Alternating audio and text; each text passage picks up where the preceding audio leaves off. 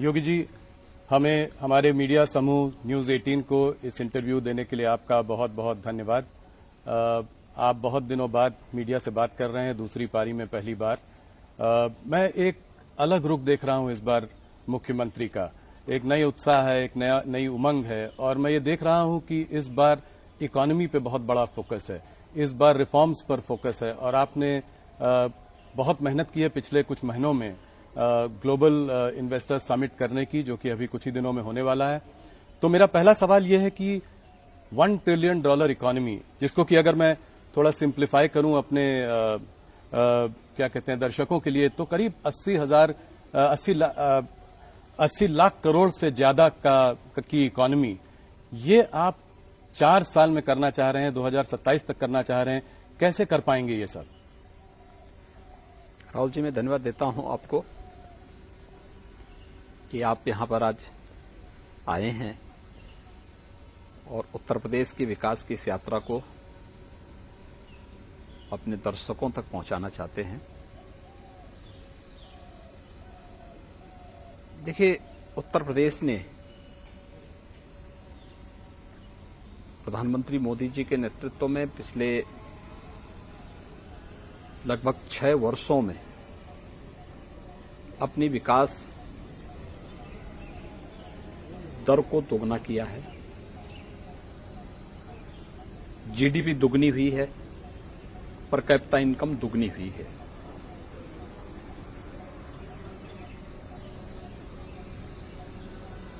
Uttar Pradesh $1 trillion की economy बने।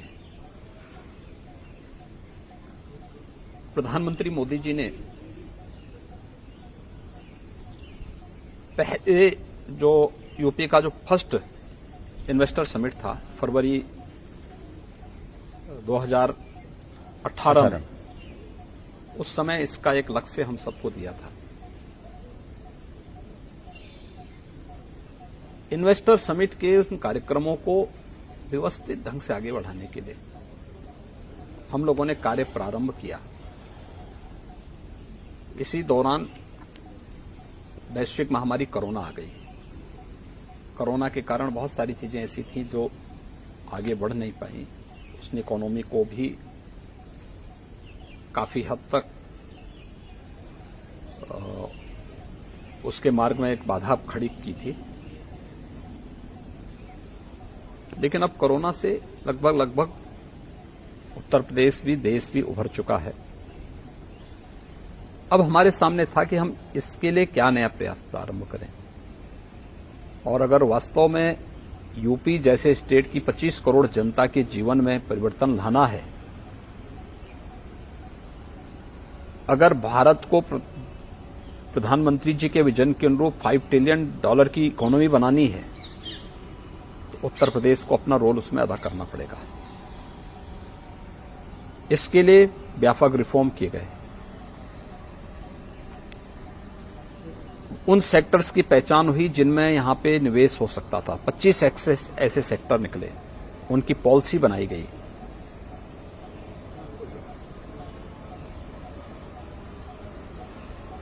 इन सभी कार्यक्रमों को आगे बढ़ाने के अलावा टीम्स भेजी गई दुनिया के बड़े देशों में, देश के बड़े महानगरों में। और आज मुझे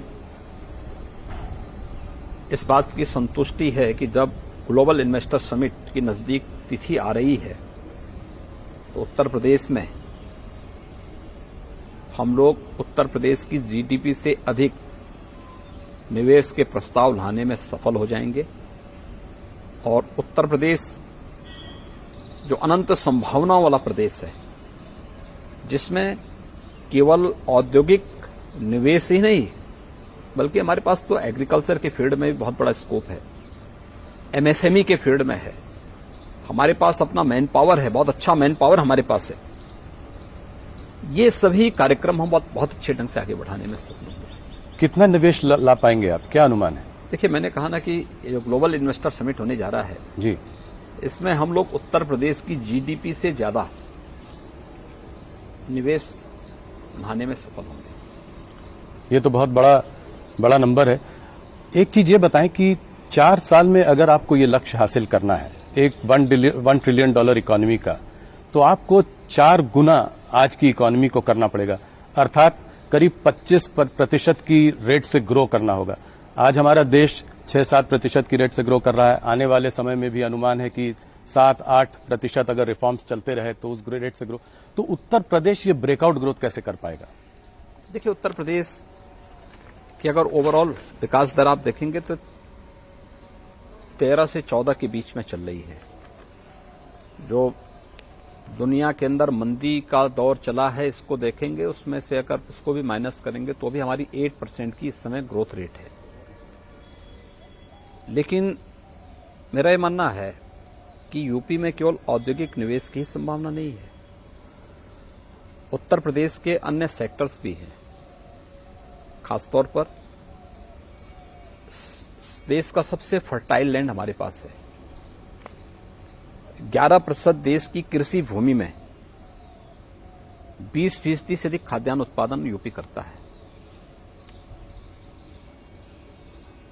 मेरा मानना है कि अभी इसमें हम लोग थोड़ा और प्रयास करेंगे तो 8.5% की कृषि विकास दर को हम डबल डिजिट में पहुंचाने में सफल होंगे। और इस दिशा में पिछले 9 वर्ष के अंदर भारत सरकार के स्तर पर और पिछले 6 वर्ष के अंदर राज्य सरकार के स्तर पर जो प्रयास प्रारंभ हुए हैं, उसके परिणाम आते हुए दिखाई देंगे।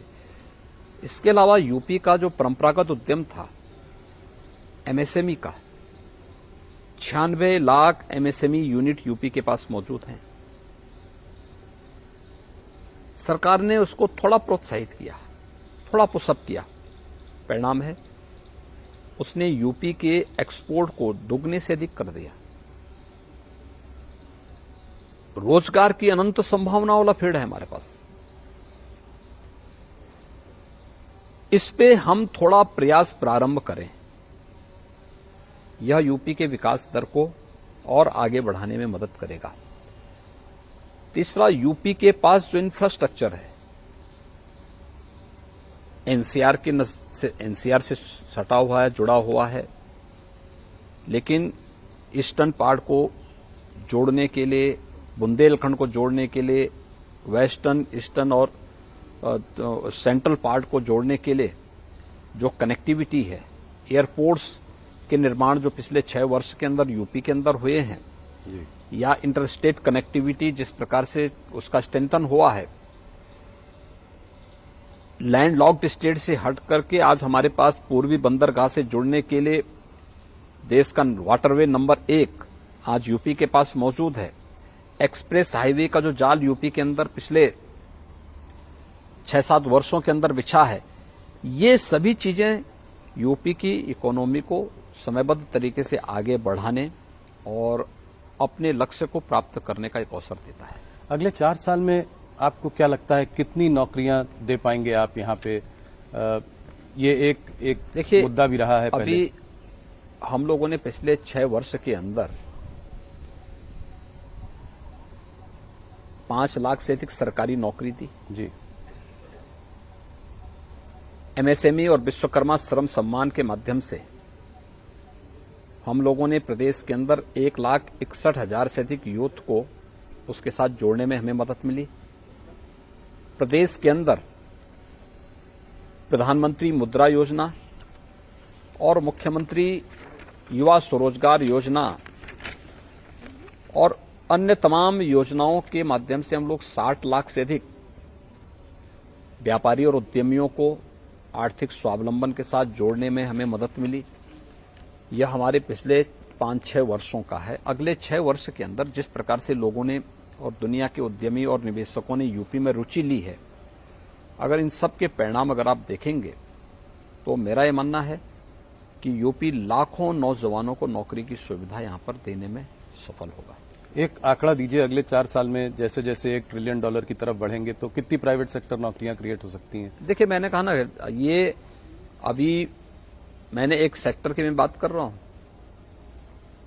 लेकिन हमारे पास अभी एमओयू चल रहे हैं, बड़े पैमाने पे लोगों ने रुचि ली है। एमओयू की प्रकृति और इन सब को लेकर के 10 फरवरी को हम इसकी घोषणा भी करेंगे कि अगले 2 साल 4 साल के अंदर हम कितने निवेश को कितने समय के अंदर करवाने में सफल होंगे और कितने युवाओं के लिए नौकरी और रोजगार की संभावनाओं को भी हम जमीनी धरातल पर लाने में सफल होंगे, इसकी भी घोषणा होगी। लेकिन मैं कह सकता हूं लाखों की संख्या होगी। पहले देखा गया है 2018 2019 में भी आपने इन्वेस्टर समिट किया, उसमें भी काफी एमओयू साइन हुए, जैसे कि 4.5 लाख करोड़ के एमओयू साइन हुए। तो इसमें कन्वर्जन कितना हुआ, मतलब कितना निवेश आया? देखिए, मैंने तब भी कहा था कि यूपी में हम उतना निवेश करवाने में सफल होंगे, उतना हम लोग एमओयू कराएंगे जितना यूपी की वार्षिक बजट होगा। 4,28,000 का हमारा वार्षिक बजट उस समय था जी। हमारे पास 4,68,000 करोड़ रुपए के प्रस्ताव आए थे। और मुझे प्रसन्नता है कि कोविड-19 के बावजूद हम लोग लगभग 4 लाख करोड़ के निवेश प्रस्तावों को जमीनी धरातल पर उतारने में सफल हुए। 4 लाख करोड़ 4 लाख करोड़ से अधिक के। इसमें बहुत सारी यूनिट तो अब प्रोडक्शन भी शुरू कर दी है। तो अगर आप देखेंगे, आपके मथुरा में पेप्सिको का जी जो कारखाना लगा है, जो यूनिट लगी है, लगभग 1200 करोड़ रुपए की लागत से, और बहुत अच्छा उसने उत्पादन शुरू किया वहां पे। यूनिलीवर का हमीरपुर में जी। ऐसे ही डाटा सेंटर आपके ग्रेटर नोएडा में लग चुका है। ऐसे ही आपका जो है सैमसंग का डिस्प्ले यूनिट, ये पहली बार देश की फर्स्ट यूनिट थी। ऐसे हजारों यूनिट यूपी के अंदर अपना प्रोडक्शन भी शुरू कर चुकी है। कौन कौन से सेक्टर्स में आप देख रहे हैं कि निवेश आएगा, इन्वेस्टमेंट आएगा? देखिए, सभी 75 जो 25 के 25 सेक्टर हम लोगों ने तय किए थे, सभी में प्रस्ताव प्राप्त हुए हैं। खासतौर पर अगर आप देखेंगे तो औद्योगिक विकास के साथ साथ यूपी के अंदर इलेक्ट्रिक व्हीकल के उसमें आईटी और आईटीएमएस के क्षेत्र में भी काफी प्रस्ताव प्राप्त हुए हैं। फूड प्रोसेसिंग के क्षेत्र में प्राप्त हुए हैं।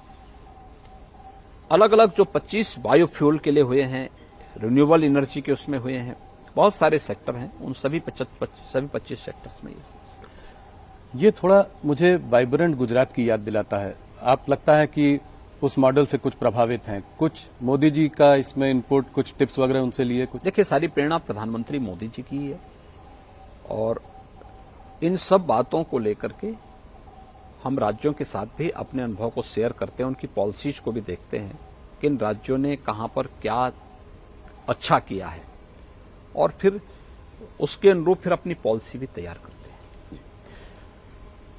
योगी जी, आपका विजन बहुत बड़ा है, सराहनीय है। देखते हैं आगे 4 सालों में कैसे निवेश आता है, उत्तर प्रदेश कैसे प्रगति करता है। कुछ चीजें जरूरी हैं अगर आप चाहते हैं कि यहां पर इन्वेस्टमेंट आए, जैसे कि law and order situation Uttar Pradesh में, जो कि पिछले 5 सालों में आपने, बल्कि 6 सालों में आपने बहुत अच्छी की है। ईज ऑफ डूइंग बिजनेस भी एक इम्पॉर्टेंट मुद्दा रहेगा। नीचे के लेवल पे करप्शन हावी रहता है, तो क्या कहीं पे आप इसकी वजह से कोई फास्ट ट्रैक डेस्क बना रहे हैं चीफ मिनिस्टर्स ऑफिस में, जिसमें से अगर मान लीजिए किसी इंडस्ट्रियलिस्ट को अप्रोच करना पड़े, निवेश लाना हो, तो वो सीधे आपके पास तक पहुंच सके? देखिए, पास पहुंचने की अब नौबत ही नहीं आएगी। उत्तर प्रदेश की लॉ एंड ऑर्डर,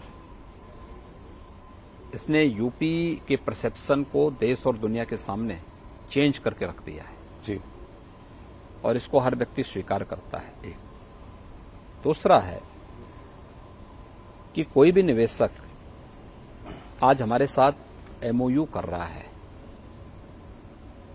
तो हमने उसको सिंगल विंडो प्लेटफॉर्म उपलब्ध करवाया है, जहां पे 350 से अधिक क्लियरेंस उसको एक साथ एक प्लेटफॉर्म में उपलब्ध हो जाएंगे बिना किसी मानवीय हस्तक्षेप के।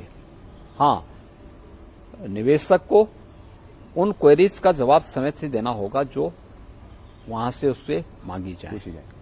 ये सब ऑनलाइन प्लेटफॉर्म में उनको सुविधा प्राप्त होंगे। एमओयू पूरा होने के बाद जब निवेश जमीनी धरातल पर उतारने की बात आती है तो उसकी मॉनिटरिंग के लिए भी निवेश सारथी एक नया पोर्टल उनका इंतजार कर रहा है। एक व्यवस्थित तरीके से उसे जमीनी धरातल पर उतारना। निवेश जमीनी धरातल पर उतर हो चुका है तो IMS इंसेंटिव मॉनिटरिंग सिस्टम से वो स्वयं जुड़ जाएगा। कब कब शासन का इंसेंटिव निवेशक को जाना है, ये सब ऑटो मोड में सब होता हुआ दिखाई देगा। ये 3 प्लेटफॉर्म हम लोगों ने उपलब्ध कराए हैं हर एक निवेशक के लिए, और मेरा मानना है कि ये किसी भी प्रकार की मानवीय हस्तक्षेप से मुक्त सीएम कार्यालय इन सब की मॉनिटरिंग स्वयं करेगा। तो आप इस पर खुद एक नजर बनाए हुए हैं, खुद देख रहे हैं इसको। योगी जी, इस बार बहुत हल्ला था कि आप वर्ल्ड इकोनॉमिक फोरम पे जाने वाले हैं, आखिरी में आपने जाने का इरादा बदल दिया, ऐसा क्यों? देखिए, मेरी यहां व्यस्तता थी हमारे सामने उसी समय। देखिए, अगर मेरा ये कार्यक्रम जो है किसी एक उसके साथ बनता, जो है नवंबर में अगर दुनिया में हमारी टीम गई होती, तो हम लोग उस समय अपनी उस टीम के साथ, उस समय मेरा भी कार्यक्रम एक बार कुछ जगह जाने का था। उसी समय कुछ राज्यों में इलेक्शन आने के नाते, अब उत्तर प्रदेश में चुनाव आने के नाते हम लोग कार्यक्रम नहीं दे पाए, मैं जा नहीं पाया। बाद में ग्लोबल इन्वेस्टर समिट और G20 से संबंधित समिट एक साथ आ गई, तो मेरी यहां लोकल व्यस्तता के नाते मैं फिर वहां के लिए समय नहीं निकाल पाया। लेकिन मेरा ये मानना है कि वैश्विक मंच पर उत्तर प्रदेश को जो समर्थन मिला वह बहुत उत्साहजनक था। योगी जी, थोड़ा सा ग्लोबल इन्वेस्टर समिट से हटते हैं और मुद्दों पर चर्चा करते हैं। मुझको अभी गुजरात के चुनाव के पहले अमित शाह जी ने अपने इंटरव्यू में कहा था कि टिकट कटवाने का इंतजाम कर लीजिए, 1 जनवरी को जाकर रामलला के दर्शन करने अयोध्या में। तो क्या जनवरी 1 के बाद सब लोग रामलला के दर्शन अयोध्या में जाकर कर पाएंगे? क्या आप अपने टाइमलाइन पे प्रतिबद्ध हैं? देखिए, मंदिर अपने समयबद्ध तरीके से आगे बढ़ चुका है, और जो टाइमलाइन दी गई है उसके अनुरूप वहां पे मंदिर का निर्माण भी होगा, और रामलला समय से अपने मंदिर में विराजमान भी होंगे। ये देश के लिए, दुनिया के लिए एक बहुत गौरव का दिन होगा जिस दिन रामलला सैकड़ों वर्षों के बाद अपने मंदिर में विराजमान होंगे। जी, तो इसमें 1 तारीख से दर्शन शुरू हो जाएंगे, जैसा कि उसके बाद से जब भी जो भी कार्यक्रम मंदिर ट्रस्ट तय करेगा उसके अनुरूप सारे कार्यक्रम आगे बढ़ेंगे। एक विवाद पिछले कुछ दिनों में, कुछ महीनों में जो चला है वो है रामचरितमानस का विवाद, और ऑपोजिशन जो है इस पर काफी हावी है, इस पर चर्चा करती जा रही है।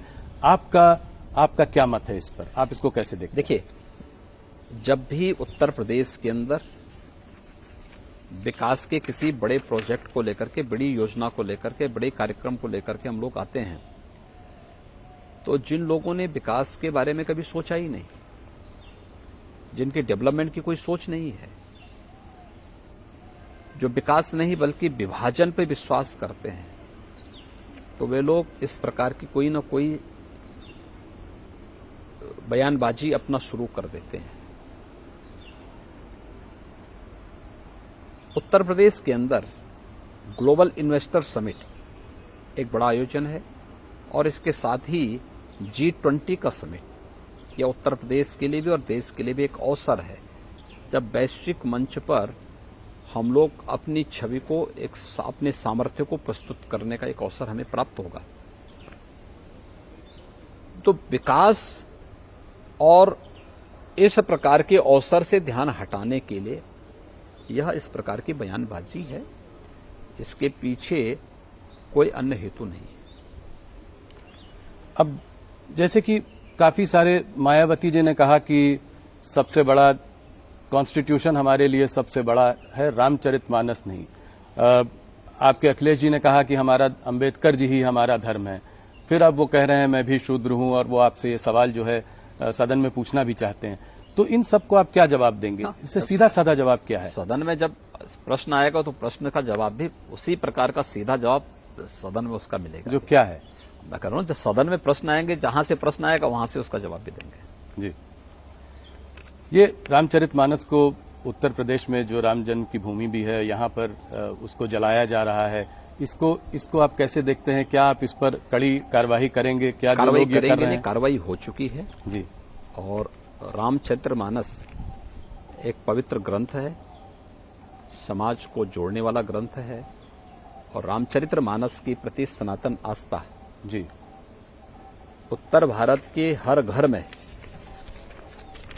सुंदरकांड के पाठ होते हैं किसी भी मांगलिक कार्यक्रम के अवसर पर। हमें ये नहीं भूलना चाहिए, हर सनातन धर्मावलंबी सुंदरकांड का पाठ कराता है। दूसरा, अक्टूबर से लेकर के सितंबर के अंत से लेकर के और दिसंबर के प्रारंभ तक उत्तर भारत के हर गांव में रामलीलाओं के मंचन होते हैं। रामलीलाओं का मंचन की शुरुआत भी संत तुलसीदास जी ने की थी। रामलीलाएं पूरे गांवों को जोड़ती हैं और जिन लोगों को रामचरितमानस के इस भाव के बारे में जानकारी होती ना, वे लोग इस प्रकार के प्रश्न नहीं उठाते। आखिर उसी रामचरितमानस में निषाद राज का भी चित्रण है और उसी रामचरितमानस में सबरी का भी चित्रण है जी। तो बुद्धि का फेर है। पर राजनीति में बैकवर्ड वोट्स को गैल्वेनाइज करने का एक ये तरीका भी हो सकता है। देखिए, उत्तर प्रदेश की जनता बहुत विभाजन झेल चुकी है और विभाजन के कारण पहचान का संकट भी देख चुकी है। उत्तर प्रदेश की जनता अब बार बार विभाजनकारी ताकतों को ठुकराई है। 14 में ठुकराया, 17 में ठुकराया, 19 में ठुकराया और 22 में भी जवाब दे चुकी है जी। इसलिए अब कोई गुंजाइश नहीं बची है। वो लोग कितना भी माथापच्ची कर लें, उसके लिए कोई गुंजाइश नहीं बची है। आपने तमाम चुनाव की बात की तो 2014 में 71 सीट लेकर बीजेपी यहां आई थी, 2019 में 63 सीट, 2024 में आप कितनी सीट देखते हैं? देखिए, 2024 में भारतीय जनता पार्टी 2019 से ज्यादा सीटें यहां पाएगी और बेहतर परिणाम देगी। 2014 की 71 सीट का रिकॉर्ड ब्रेक कर सकती है? मैंने कहा ना, बेहतर परिणाम हम यूपी से देंगे। तो ये कैसे आपको लगता है? मान लीजिए कि सारी पार्टियां साथ एकजुट हो जाएं और एक ही कैंडिडेट आपके खिलाफ खड़ा करें तो क्या होगा? ये 19 में हो चुका है। ऐसा है नहीं कि कोई नया हो रहा है, 19 में सब हो चुका है। ये सारा प्रयोग हो चुके हैं यूपी में। एक कास्ट सेंसस की डिमांड आई है जो कि काफी प्रदेश देख भी रहे हैं, बिहार में काम शुरू भी हो गया है। यहां पे उत्तर प्रदेश में अभी तक कुछ इस पर वो नहीं हुई। आप इसको कैसे देखते हैं? क्या करेंगे आप? ये सेंसस की कार्रवाई राज्य सरकार नहीं कराती, भारत जनगणना आयोग कराता है और जो भी उनकी अपनी गाइडलाइन होगी, जो भी उनके कार्यक्रम होंगे, राज्य सरकार उसके अनुसार चलेगी और राज्य सरकार उसी आधार पर अपने कार्यक्रम का। पर क्या आप उसके सपोर्ट में हैं? मैंने कहा ना, जो भी भारत सरकार तय करेगी और जनगणना आयोग तय करेगा, हम उसके साथ में हैं। आपके डिप्टी सीएम केशव मौर्य ने कहा है कि वो इसका समर्थन करते हैं। इस वजह से किस संदर्भ में मेरी इस संबंध पर चर्चा नहीं हो पाई। आने वाले समय में कुछ इंपॉर्टेंट राज्य के चुनाव आने वाले हैं और मैं ये सवाल आपसे इसलिए पूछ रहा हूं क्योंकि आप स्टार कैंपेनर हैं, आप अलग अलग प्रदेशों में जाते हैं भारतीय जनता पार्टी के लिए कैंपेन करने। तो आप कर्नाटका में, मध्य प्रदेश में, राजस्थान में और छत्तीसगढ़ में जो चार बड़े प्रदेशों में जो चुनाव हो रहा है, इसमें आप भारतीय जनता पार्टी के प्रोस्पेक्ट्स को कैसे देखते हैं? देखिए, भारतीय जनता पार्टी की जहां भी सरकारें हैं, उन्होंने बहुत अच्छा प्रदर्शन किया है। बिना भेदभाव के योजनाओं का लाभ समाज के हर तबके तक पहुंचाया है। दूसरा, भारतीय जनता पार्टी का मतलब डबल इंजन की सरकार। तब शासन की गति मीटर गेज की नहीं होती, बुलेट ट्रेन की होती है और यह भारतीय जनता पार्टी शासित राज्यों में देखने को मिलता है। वहां विकास के कार्य हों, वहां पर लोक कल्याणकारी योजनाओं को जमीनी धरातल पर उतारने का हो या गरीब कल्याणकारी योजनाओं का लाभ हो, समाज के प्रत्येक तबके को बिना भेदभाव के प्राप्त होती हैं, हो रही हैं और ये चीजें हमें बहुत अच्छे ढंग से वहां देखने को मिलती है। कर्नाटका में थोड़ा बहुत ऑपोजिशन देखा जा रहा है कि कुछ समय से थोड़ी प्रबल है, जैसे कि कर्नाटका में भारतीय जनता पार्टी की सिचुएशन उतनी अच्छी नहीं लग रही है। राजस्थान में भी अशोक गहलोत मजबूत हैं, मध्य प्रदेश में कमलनाथ जी से कांटे की टक्कर की उम्मीद है, छत्तीसगढ़ में भूपेश बघेल जी की भी सरकार जो है काम कर रही है।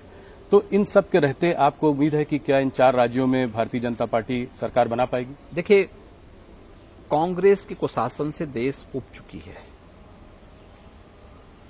राजस्थान हो या छत्तीसगढ़, दोनों जगह जनता में एक असुरक्षा का सा वातावरण है। डेवलपमेंट के कार्य बाधित हुए हैं। शासन की योजनाओं का लाभ ईमानदारी से समाज के प्रत्येक तबके को नहीं प्राप्त हो पा रही है। लेकिन इसके ठीक विपरीत अगर आप देखेंगे, मध्य प्रदेश हो या कर्नाटक, विकास एक स्पीड पकड़ा है। और मैंने कहा ना कि जब सेंट्रल में जिस विचारधारा की सरकार है वही उसी पार्टी की सरकार राज्य में है, तो विकास की दर दुगनी होती है, कई गुना बढ़ती है। तो एक डबल इंजन की सरकार का लाभ न केवल इंफ्रास्ट्रक्चर में बल्कि विकास की हर योजना के साथ साथ लोक कल्याणकारी और गरीब कल्याणकारी योजनाओं के साथ भी जुड़ती हुई दिखाई देती है। और भारतीय जनता पार्टी शासित दोनों राज्यों में ये सब लाभ बहुत स्पष्ट रूप से देख सकते हैं। इससे जुड़ा हुआ सवाल है राहुल गांधी की भारत जोड़ो यात्रा। इस यात्रा का क्या असर पड़ा है पूरे देश में? क्या इससे राहुल जी की छवि में कोई अंतर पड़ा है?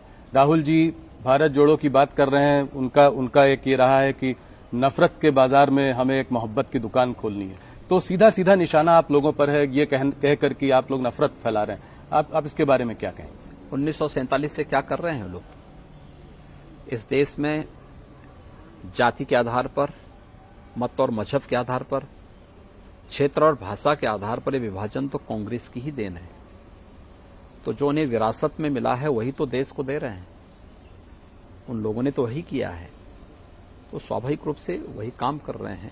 देखिए, राहुल जी जो हैं अपनी नकारात्मकता को छोड़ते ना तो उसका लाभ कांग्रेस को मिलता है, लेकिन नकारात्मकता उनकी सारी उपलब्धियों पे पानी फेर देती है। तो आपको लगता नहीं है कि भारत जोड़ो यात्रा का कुछ प्रदेशों पे कोई असर रहा है? जैसे कर्नाटका हो गया, हरियाणा हो गया, इन सब प्रदेशों पे कोई? देखिए, किसी भी कार्यक्रम में भीड़ की उपस्थिति से आप उसकी सफलता को नहीं मान सकते। कॉमन मैन ने उसको किस रूप में लिया है, इसके अलावा और कितनी दूर तक, कितनी देर तक उसका इम्पैक्ट होगा, ये भी उस पर निर्भर करता है। उस पार्टी का अपना विषय, अपना एजेंडा होगा, अपना उसको करने के लिए पूरी तरह स्वतंत्र है। लेकिन उनको देश के सामने ये भी बताना चाहिए कि उसका उद्देश्य है क्या।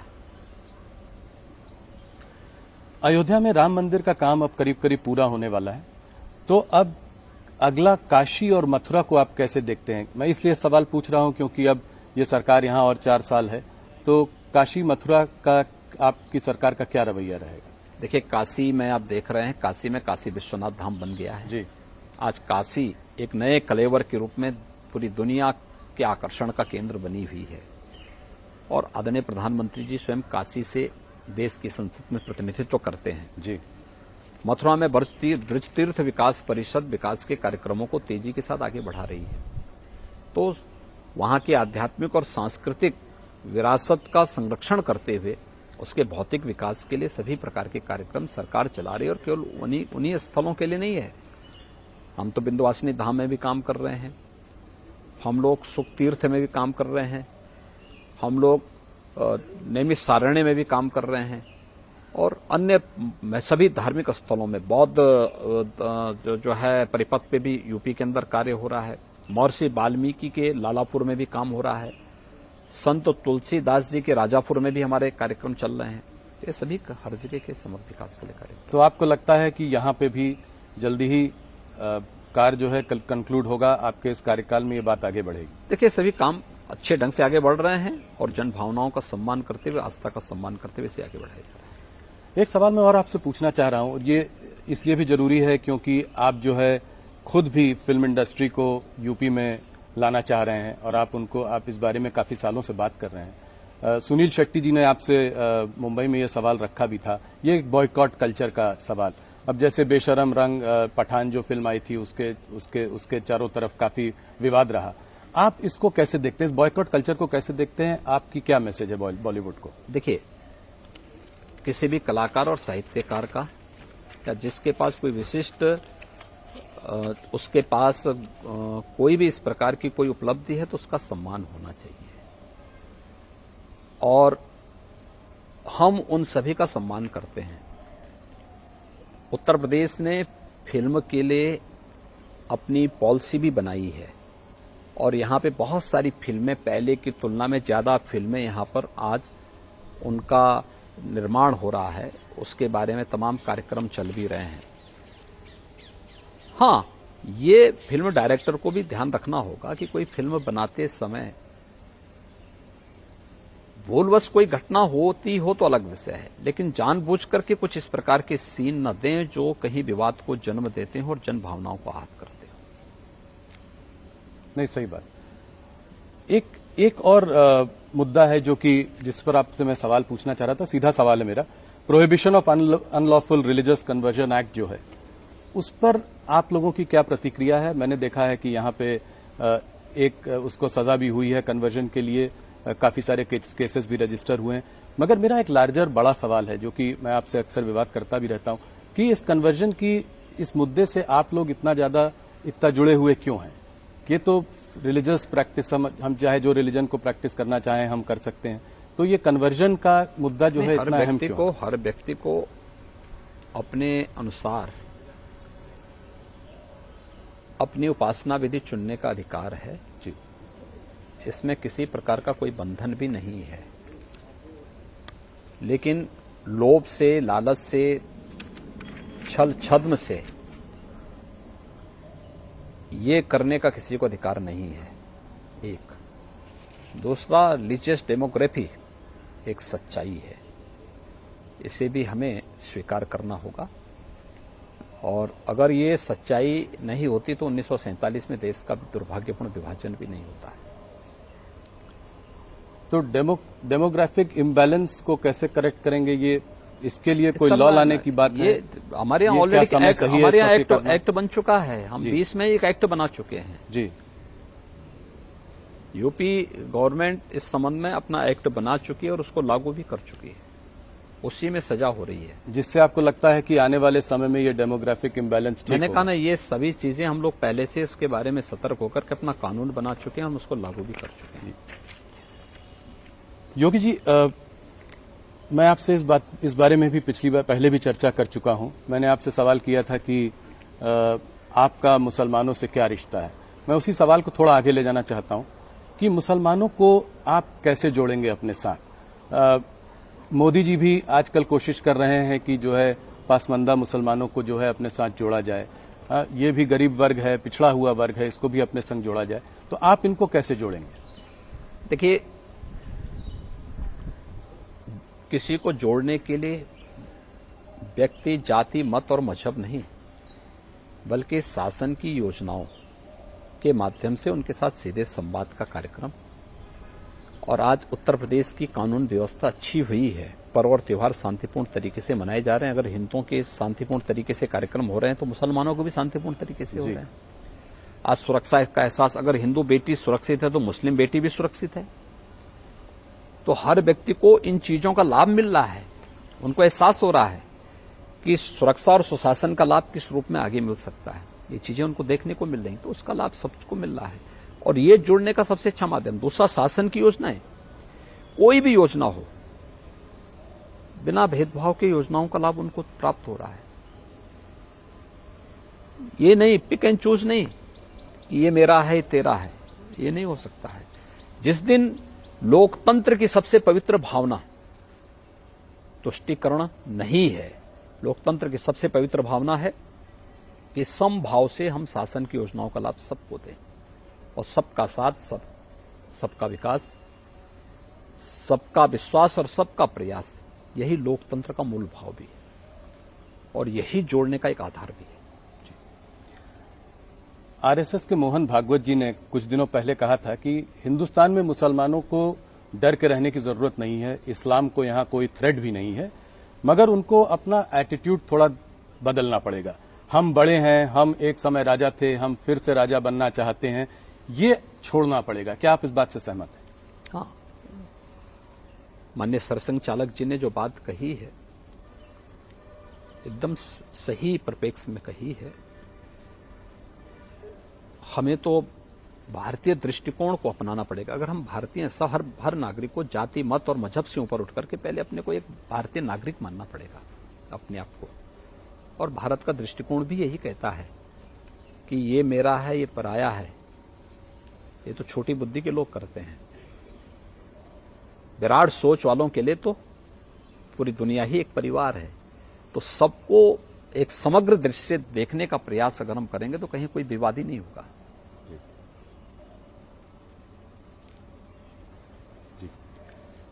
योगी जी, आप उत्तराखंड से आते हैं, आप उस प्रदेश से जुड़े हुए भी हैं। आप ये जोशी मठ को कैसे देखते हैं? क्या केदारनाथ, बद्रीनाथ में लोग दर्शन करने जाते हैं, भीड़ बहुत आती है, तो क्या वहां पे जो रोड बनाने में, डैम्स बनाने में, इन सब चीजों को बनाने में क्या हम अपने पहाड़ों को कमजोर कर रहे हैं? क्या हल देखते हैं इसका आप आगे? देखिए, केंद्र और राज्य शासन वहां के लिए अपनी कार्य योजना बनाई है और उसको प्रभावी ढंग से लागू भी कर रही है। मुझे इधर जोशीमठ जाने का अवसर नहीं मिला है, लेकिन हम लोगों को स्वयं भी, जो सभी लोगों को इस बारे में देखना होगा कि डेवलपमेंट कहीं हो, पहाड़ में हो या मैदान में हो, अनियोजित और अवैज्ञानिक जब भी होगा तो उसके दुष्परिणाम से कोई वंचित नहीं रहेगा। हम लोग बहुत बार देखते हैं नदी के कैचमेंट एरिया में बहुत सारे लोग बस जाते हैं जी, लेकिन नदी तो अपना रुख कभी ना कभी बदलेगी। तो सबसे ज्यादा जनहानि और धनहानि उस समय होती है जब कैचमेंट एरिया में विकराल रूप नदी का देखने को मिलता है। तो प्रकृति के साथ खिलवाड़ जब भी होगा तो उसके दुष्परिणामों से मानवता अपने को अलग नहीं कर सकती है। जी, एक और विवाद हाल में जो चल रहा है, उपराष्ट्रपति और कानून मंत्री ने कोलिजियम सिस्टम जो जजेस की नियुक्ति के लिए होता है, उसमें लैक ऑफ ट्रांसपेरेंसी की बात करी है। आप इसको कैसे देखते हैं? देखिए, इसमें माननीय कानून मंत्री और महामहिम उपराष्ट्रपति जी का बयान स्पष्ट आ चुका है। मुझे लगता है कि मुझे बीच में बोलने की कोई आवश्यकता है भी नहीं और मेरे वक्तव्य को बीच में डालने की कोई मतलब भी नहीं होता है इस प्रकार के मामलों में। अब पिछले 5-6 सालों में जो है 370 भी, आपके जो कुछ मुद्दे थे, राम जन्मभूमि का मुद्दा था, 370, ये सब हो चुका है। अब एक बड़ा मुद्दा जो बचा है वो है यूनिफॉर्म सिविल कोड का मुद्दा। तो इसका अगले कुछ सालों में आप कैसे देखते हैं कि इसका रोड अहेड क्या है इसके लिए? देखिए, उसमें कॉमन सिविल कोड, इस संबंध में अलग अलग राज्य सरकारों के द्वारा अपने अपने यहां कमेटियां गठित की गई हैं। जैसे उत्तर प्रदेश के लिए हमारा लॉ कमीशन इसको देख रहा है। उसकी सिफारिश जब शासन को आएगी, सरकार उस पर जरूर विचार करेगी, लेकिन अभी तो उनको उस पर सभी पक्षों को लेकर के, सभी चीजों को लेकर के लोग अभी विचार करेंगे उस पर। तो उसी के बाद कुछ होगा यहाँ? हाँ, जो भी निर्णय लेना होगा उसके बाद निर्णय करेंगे। योगी जी, आप राम जन्मभूमि आंदोलन से बहुत पहले से जुड़े हुए हैं। कुछ लोगों का मानना यह है कि इस बार मुलायम सिंह यादव जी को, स्वर्गीय मुलायम सिंह जी को जो पद्म विभूषण दिया गया, कार सेवकों पे 1990 में उन्होंने गोली चलाने के आदेश वगैरह दिए थे, तो इसको आप कैसे देखते हैं? देखिए, हर एक व्यक्ति के जीवन में उसके सकारात्मक पक्ष भी होंगे, कुछ नकारात्मक पक्ष भी होंगे।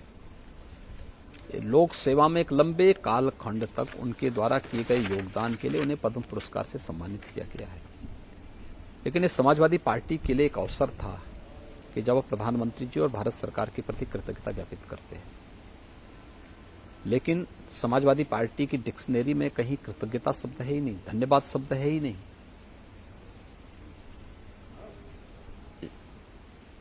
और वो इस प्रकार के सम्मान को पचा भी नहीं पाएंगे। इसलिए नहीं पचा पाएंगे क्योंकि जिन लोगों ने नेताजी को कभी अब सम्मान दिया ही नहीं, तो वे लोग तो टिप्पणी करेंगे ही करेंगे। लोग कहते हैं कि इसमें आप लोगों की भी यादव वोट बैंक पर नजर है, इसमें राजनीति का भी एक एंगल। ये वोट बैंक का नजरिया नहीं है। यह किसी एक फील्ड में कार्य करने वाले लोगों के उन कार्यक्रमों को एप्रिसिएट करके नई पीढ़ी को समाज सेवा के कार्यों के साथ जोड़ने के लिए एक नई प्रेरणा है। योगी जी, जैसा कि मैंने कहा कि इस बार एक आपका नया रुख देखने को मिल रहा है, तो आपकी मैनेजमेंट स्टाइल क्या है? आप नौकरशाही से, यहाँ पे कुछ लोग घबराते भी हैं आपसे, अलग अलग तरह की लोग बातें करते हैं कि आप स्ट्रिक्ट भी हैं, डिसिप्लिनेरियन भी हैं। आपकी मैनेजमेंट स्टाइल क्या है? कैसे इतने बड़े प्रदेश को इतने यहां से और इतना बड़ा विजन लेके आगे जा रहे हैं, तो कैसे आप काम करते हैं? संतुलन समाज और सरकार के बीच में, सरकार और प्रशासन के बीच में एक बेहतरीन संतुलन के माध्यम से भारत सरकार के कार्यक्रमों को यहां पे ईमानदारी के साथ लागू करने और फिर इस संतुलन के साथ साथ पब्लिक इनपुट भी है, हर एक योजना के साथ लेते हुए कार्यक्रमों को आगे बढ़ाना। हम कोई योजना बनाएं, उसका केंद्र बिंदु कॉमन मैन होगा, जिससे शासन की योजना वहां तक हम ईमानदारी से पहुंचा सके और हम उस कार्यक्रम को, ये हमारा ग्लोबल इन्वेस्टर समिट या शासन का कोई भी कार्यक्रम उसी को लेकर के आगे बढ़ता है। योगी जी, अक्सर आपको हिंदू सुप्रीमिस्ट या फासिस्ट वगैरह कहते हैं लोग, आपको कैसा लगता है जब आपके बारे में लोग? देखिए, मैं एक योगी हूं जी। अब देखने का नजरिया सबका अलग अलग होता है। जो चीजें मुझे अच्छी लगती होंगी, आवश्यक नहीं कि वो चीजें सबको अच्छी लगती होंगी, और मुझे अपनी बात थोपनी भी नहीं चाहिए किसी पे। तो अगर उनको ये लगता है तो मैं तो वही हूं जो मैं हूं। लोग मुझे जिस रूप में जानते हैं। योगी जी, लोग आपकी पूजा भी करते हैं, लोग आपको कोसते भी हैं। अगर इतिहास में आप अपने आप को कैसे देखना चाहेंगे? मैं इतिहास में नहीं जाना चाहता, मैं एक योगी के रूप में हूं और योगी ही रहना चाहता हूं। तो आप ऐसे ही लोगों को लोग चाहेंगे कि ऐसे ही लोग आपको याद रखें? मैं क्या कर रहा हूं, क्यों याद रखने की बात ही नहीं आती। मैं योगी के रूप में काम कर रहा हूं, एक योगी के रूप में ही अपना जीवन आगे बढ़ाना चाहता हूं। आपने हम लोगों को इतना समय दिया, आपने अपने उत्तर प्रदेश के विजन को समझाया, आपका बहुत बहुत धन्यवाद। मैं कह रहा हूं कि मैं आज अपने सुबह कॉलीग से कह रहा था कि बुलडोजर बाबा से अब आप बिग बुल बाबा की तरफ जा रहे हैं, मतलब एक रिफॉर्मर, मॉडर्नाइजर, मार्केट की ओर भी आपकी एक नजर है। धन्यवाद जी, बहुत बहुत धन्यवाद।